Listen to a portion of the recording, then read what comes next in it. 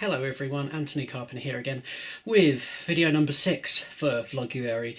This one being slightly different to the previous ones because the previous ones I was stuck in bed with insomnia and various bouts of sleep fail, which then knocks me out for pretty much the rest of the day afterwards.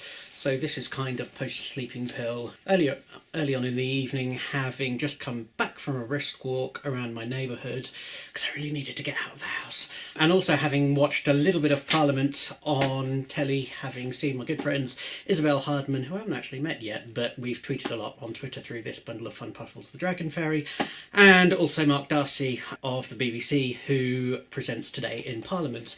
Now, they were speaking at a public hearing for the Procedures Committee in the House of Commons discussing private members' bills. Now, these bills are really short pieces of legislation that members of Parliament, backbenchers, can table on any issue that they like. The problem is that private members' bills have become a bit of a farce lately, or they have been for quite some time actually, basically because the pieces of legislation to table very, very rarely become legislation. They often get talked out or filibustered by a small group of MPs, mainly actually on the grounds because the pieces of legislation, quite often while well-meaning, haven't been subjected to any really detailed pre-scrutiny and public scrutiny prior to them being tabled, and as a result you have, if I can call it, the law of unintended consequences with a whole host of them. And I think there was one that went through Parliament before being talked out, which was around the issue of compulsory first aid training for children in schools.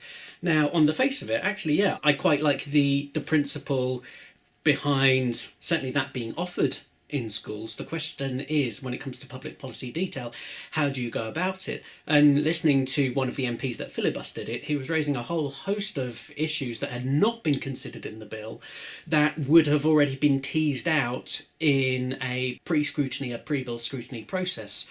And a whole host of the points that Isabel and Mark were making, yeah, I was nodding. It was just like, yeah, that makes perfect sense.